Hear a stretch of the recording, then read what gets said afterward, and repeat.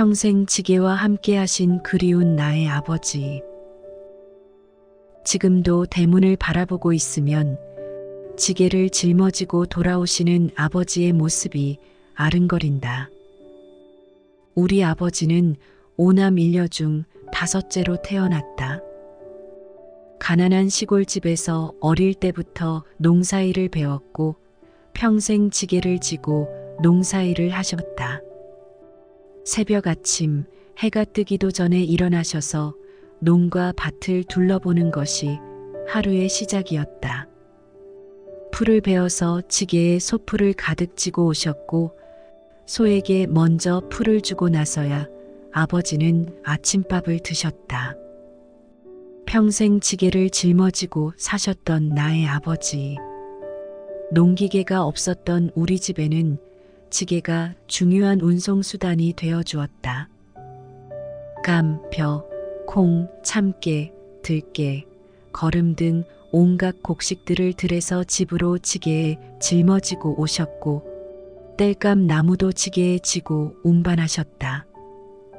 포도 농사를 지으면서 경운기를 구입했지만 아버지는 지게를 내려놓지 않으셨다.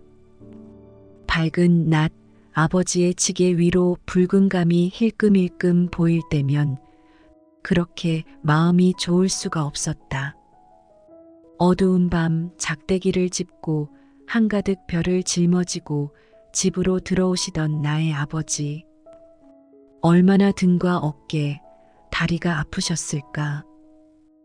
남동생들도 아버지가 만들어주신 지게를 많이 지고 다녔다. 경운기를 구입한 이후부터는 동생들이 학교를 마치고 돌아와 농사일을 도왔다. 주말에는 하루 종일 경운기에 짐을 싣고 운반하면서 아버지의 든든한 일손이 되어 주었다. 나의 아버지는 죽을 좋아하지 않으셨다. 아버지 어릴 적에는 쌀이 귀하던 배고픈 시절이었다. 그 시절 시골에서는 보리쌀과 산나물을 한가득 넣고 나물죽을 끓여서 겨우 끼니를 이어갔다고 아버지는 자주 말씀하셨다. 그 시절이 아버지는 매우 싫으셨던 모양이다. 나물죽은 당연했고 심지어 팥죽도 입에 대지 않으셨다. 엄마는 밥을 지을 때 솥 가운데에는 쌀을 넣고 가장자리에는 보리쌀을 옆으로 돌려 넣으셨다. 쌀이 비쌌기 때문에 가족 모두가 쌀밥을 먹을 수는 없었다. 어머니는 아버지께 솥 가운데에 있는 쌀밥을 드렸고 엄마와 나 그리고 동생들은 가장자리에 보리밥을 먹었다. 나는 보리밥이라도 참 좋았다. 엄마의 밥은 항상 맛있게 잘 먹었다. 나와 14살 터울인 막내 동생은 아버지 옆에 꼭 붙어 앉아 아버지의 상에서 밥을 먹었다. 그 시절에는 아버지의 상을 다른 가족과 별도로 차리는 것이 당연할 때였다. 가끔씩 아버지의 밥상에 특별한 반찬을 엄마가 해서 올려두시면 아버지는 그 반찬을 막내 동생에게 모두 먹이셨다. 다른 동생들도 모두 어릴 때라서 다른 동생들은 그런 막내 동생을 부러워하기도 했고 질투도 했었다. 나의 아버지는 소쿠리 만드는 솜씨가 좋으셨다.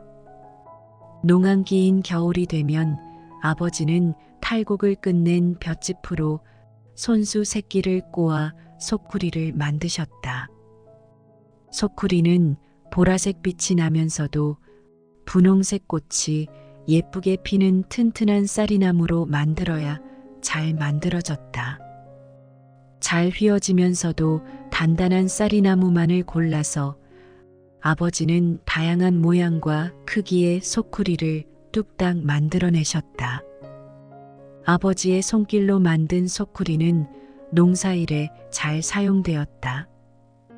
큰 소쿠리는 곡식이나 고추 등을 말리는 데 사용하였고 작은 소쿠리는 감자, 고구마를 심거나 캘 때, 그리고 거름을 줄 때 사용하였다. 이제는 농촌에서도 찾아보기 힘든 아버지의 소쿠리. 굳은 살 박힌 아버지의 손에서 멋있게 만들어지던 소쿠리가 오늘따라 생각이 참 많이 난다. 나의 아버지는 마을에 초상이 났을 때 묘지를 조성하는 일도 많이 하셨다. 마을 사람들은 맡은 일, 굳은 일 모두 확실하게 해내는 아버지를 참 좋아했었다. 어떤 날은 우리 집안 일은 잠시 미뤄두고 이웃집에서 급히 부탁하는 일을 먼저 도와주기도 하셨다. 남들이 좋아하는 아버지를 보고 엄마는 마음이 불편하기도 하셨을 것이다. 나도 남편이 생기고 나니 엄마의 마음을 조금은 짐작할 수 있을 것 같다. 아버지는 자식들에게 잔소리 한 번 하지 않으셨고 늘 인자하셨다. 나는 한 번도 아버지한테 혼나거나 상처받는 말을 들은 적이 없었다. 내가 어릴 때 소를 먹이러 다닐 때의 일이 생각난다. 농기계가 없던 시절에는 농사를 지으려면 소의 역할이 컸고 소가 소중한 자산이었다.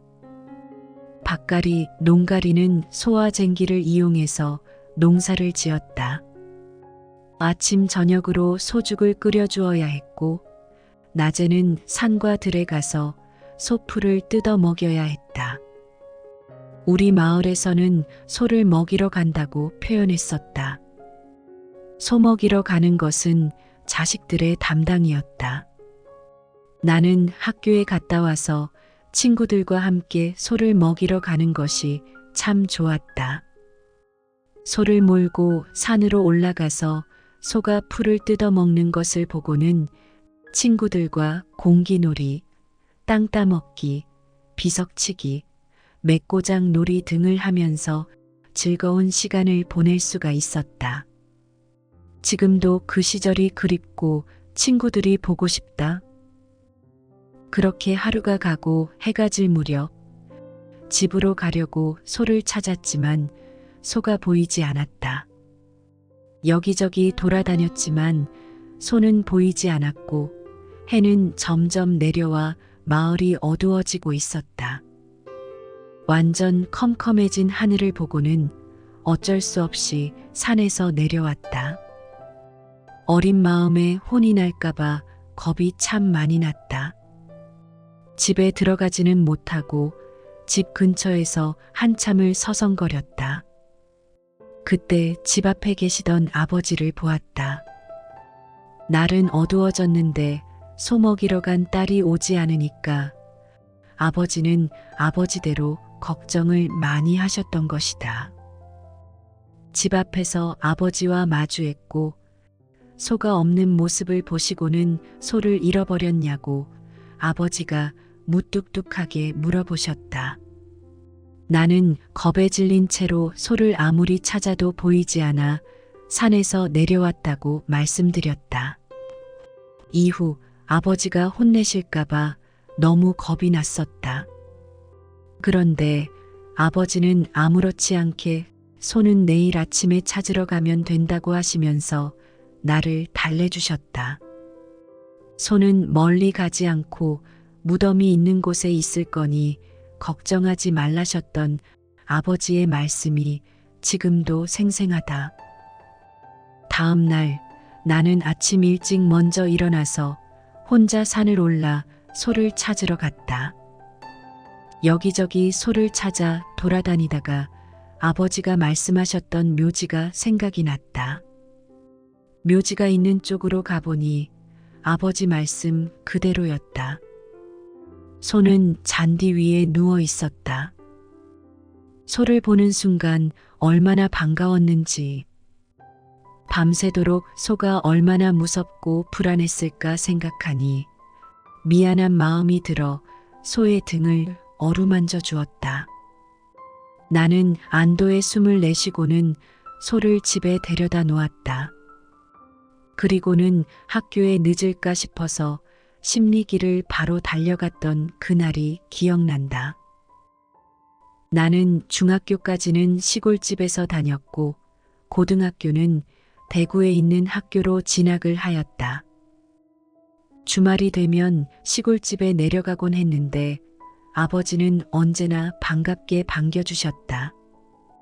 아버지는 주말에 딸이 오길 손꼽아 기다리며 아버지만의 비밀 창고에 딸에게 줄 복숭아, 사과, 배, 감을 숨겨두셨다가 나에게 몰래 꺼내주시곤 하였다. 보통 농사지은 과일 중 최상급의 상품은 모두 판매를 하셨다. 판매하려던 것 중에서 딸에게 줄 것은 엄마와 남동생들 몰래 감춰두고 나에게 주셨던 것이다. 아버지가 주신 과일을 맛있게 먹고 있는 나를 바라보면서 아버지는 항상 행복한 미소를 지으셨다. 아버지의 웃는 얼굴이 자꾸만 떠오른다.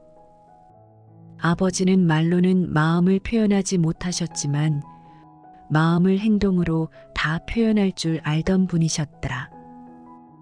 우리 집안은 6남매였다. 든든한 아들이 많아서 아버지는 참 좋아하셨지만 그 중에서도 외동딸이자 맏딸이었던 나를 유독 예뻐해 주셨다. 나는 아버지의 사랑만을 받으며 자라온 귀한 딸이었다. 내가 결혼을 하고 나서는 아버지는 사위와 막걸리 한잔하는 것을 참으로 좋아하셨다. 친정에 가면 아버지와 남편은 항상 아궁이 앞에서 불을 떼며 아무 말 없이 막걸리를 비우셨다. 지금도 남편은 지금의 사위들과 술을 마실 때마다 그런 아버지와의 시간이 참 좋았다고 얘기를 한다. 아버지는 여러 손주들 중에서도 첫 손주들이었던 우리 아이들을 정말 예뻐하셨다. 손주들 주려고 집 뒤에 있는 밭에서 홍시와 배도 직접 따주셨고 큰 손녀딸이 좋아하던 복숭아와 작은 손녀딸이 좋아하던 포도를 항상 한가득 내어주셨다. 그 기억이 좋았는지 지금도 우리 아이들은 외갓집에서 외할아버지가 직접 따주신 과일이 그립다고 종종 이야기를 한다. 아버지가 직접 정성스럽게 농사지은 과일을 손주들에게 먹여서인지 우리 아이들은 지금도 과일을 참 좋아한다. 약주를 좋아하셨던 우리 아버지. 그 시절 농부들에게는 막걸리 한 잔이 고단함을 풀어주는 달콤한 보상이자 일할 때 꼭 먹어야 하는 영양제와도 같았다. 하루 종일 엎드려 농사일을 하셨으니 아버지는 매일 고단해 하셨다. 그런 아버지를 위해서 엄마는 누룩으로 막걸리를 직접 담으셨다. 직접 만들어 먹는 막걸리가 몸에도 좋고 돈도 아낄 수 있었기 때문이다. 그 시절 웃지 못할 에피소드가 있다. 하루는 아버지와 엄마가 들에 일하러 가시고 나 혼자 집에 있었다. 내가 어릴 때에도 여전히 먹을 것이 귀한 시절이었다. 혼자였던 어린아이가 배가 고프니 무엇이든 눈에 보이는 것은 다 먹고 싶었을 것이다. 집 마당에 있는 술동 옆에 술찌꺼기를 엄마가 늘어놓고 가셨다. 나는 나를 위해서 엄마가 준비하신 것인 줄 알고 배가 가득 차도록 맛있게 술찌꺼기를 먹었다. 배가 부르면서도 그날은 이상하게 더 기분이 좋았고 술동 옆에 쓰러져 잠이 들었다. 노을이 진 저녁에서야 들에서 돌아오신 엄마는 술에 취해 잠이 든 나를 보고 많이 놀라셨다. 그날이 내가 태어나 처음으로 술에 취한 날이었다. 아버지와 엄마는 농사일에 최선을 다하셨다. 그리고 엄마는 지혜를 발휘하여 농사가 더 잘 될 수 있는 방법을 고민하셨고 그것이 도움이 되어 농사일은 점점 바빠지게 됐다. 막걸리를 담을 틈도 없어졌고 엄마는 아버지를 위해 동네 주막에 가서 매일 막걸리를 받아 아버지에게 드렸다. 나의 아버지는 한 가정의 가장이자 6남매의 아버지로서 어깨가 정말 무거우셨다.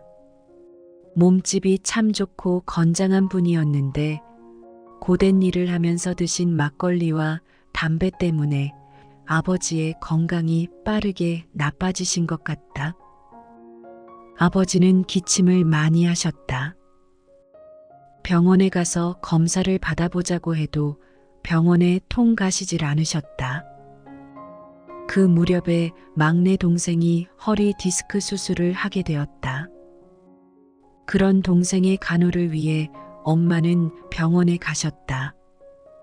아버지는 농사를 지어야 하셨기에 혼자 집에 계시게 되었다. 동생이 수술하고 일주일 정도 지난 날이었다. 엄마는 필요한 물건이 있어서 잠시 집에 가셨는데 그때 아버지께서 속이 좋지 않다고 엄마에게 말씀하셨다. 엄마는 바로 면에 있는 약국에 약을 지으러 10리 이상을 걸어가셨다. 엄마가 약을 지어서 집에 도착을 했을 때 아버지는 마당에 있는 변소 앞에 쓰러져 있었다. 엄마가 아버지를 부축하자 아버지는 돌아가신 아버지의 어머니와 누나가 보였는지 엄마, 엄마, 누나, 누나 하고 부르시다가 의식을 잃으셨다. 남동생이 황급히 인공호흡을 했지만 결국 아버지는 깨어나지 못하셨다. 할머니와 고모를 따라 아버지는 영원히 우리 곁을 떠난 것이었다. 나는 그때 집에서 아이들을 재우고 있었는데 엄마에게서 전화가 왔다. 늦은 밤에 울리는 전화를 보니 갑자기 불안해졌다. 좋지 않은 소식임을 미리 예견했던 것이다. 전화를 받지 않을 수는 없었다. 너무나 싫었지만 이미 내 손은 전화기 손잡이를 붙잡고 있었다. 수화기 너머로 셋째 동생의 흐느끼는 목소리가 처음 들려왔다. 아버지께서 조금 전 돌아가셨다고 셋째 동생이 말했다.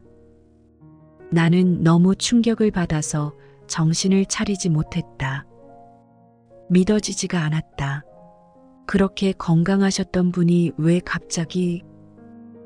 나는 한동안 어떤 말도 하지 못했고 남동생의 목소리가 점점 멀어지면서 정신이 빠져나가려던 찰나 엄마 하면서 큰딸 아이가 나를 붙잡고 칭얼거린 덕에 정신을 다시 붙잡을 수 있었다. 엄마를 부르며 딸 아이는 울고 있었고 그 아이를 부여안으면서 나는 아버지를 외치며 눈물을 쏟았다. 평생 병원 신세지지 않고 건강하셨던 아버지였는데 한번 손 써볼 틈도 없이 허무하게 세상을 떠나시다니. 엄마가 막내 동생 간호를 위해 병원에 계실 무렵 아버지는 혼자 집에 계시면서 식사를 제대로 드시지 않고 막걸리로만 끼니를 이으며 일을 하셨던 것 같았다. 마당에 혼자 쓰러져 있었을 아버지를 생각하니 목이 메이고 가슴이 너무 아팠다. 얼마나 외롭고 무서우셨을까. 한평생 나를 아끼고 사랑을 주신 분이었는데 나는 아버지의 아픈 순간을 지켜드리지 못했다. 내가 어릴 적 열이 많이 나고 아플 때 나를 보며 눈물을 흘리시던 아버지의 모습이 겹쳐 지나갔다. 나의 손을 꼭 잡으면서 우리 큰딸 니는 죽으면 안 된대이. 아버지가 너무 가슴이 아프대이. 니는 어쨌든 꼭 살아야 된대이. 빨리 나아서 일어나야 한대이. 애타게 나를 보며 눈물을 흘리시던 그 모습이 야속하게도 생생하게 떠올렸다. 나를 지켜주던 산 하나가 한순간에 무너져 내렸다. 내가 결혼하고는 시댁과 새 아이를 키워야 했기에 바쁘다는 핑계로 아버지를 자주 찾아뵙지도 못했다. 아버지에게는 늘 받기만 했고 따뜻한 밥상 한 번 제대로 차려드리지 못했다. 뒤늦은 후회의 눈물이 한없이 흘러내렸다. 아버지가 돌아가실 때 결혼한 사람은 나뿐이었다. 아들이 5이나 있었지만 남동생들은 모두 결혼하기 전이었다. 토끼 같은 며느리와 손주들의 재롱도 한 번 보지 못하셨는데 뭐가 그리 급하셨을까? 62세로 이 세상을 떠나신 우리 아버지. 비록 가난하여 내가 하고 싶은 공부를 다 못 시켜준 아버지였지만 나는 늘 아버지가 고맙고 감사하다. 한평생 흙과 함께 지게를 지고 고단한 삶을 살다 가신 우리 아버지. 한평생 사셨던 곳을 벗어나지 않고 묵묵히 농사만 지으셨던 분이다. 지금도 논두렁과 지게를 보면 아버지 생각이 가장 먼저 난다. 지게를 지고 있는 아버지의 모습이 그립고 너무 보고 싶다. 만약 아버지가 살아계신다면 아버지 손에 박힌 굳은 살과 지게를 짊어지며 거칠어진 어깨를 꼭 어루만지고 주물러 드리고 싶다. 아버지, 맏딸은 아버지를 많이, 정말 많이 사랑합니다. 아버지께서 주신 사랑이 지금도 많이 그립습니다. 이제는 무거운 지게와 가족에 대한 책임감을 내려놓고 편안하게 지내시겠죠.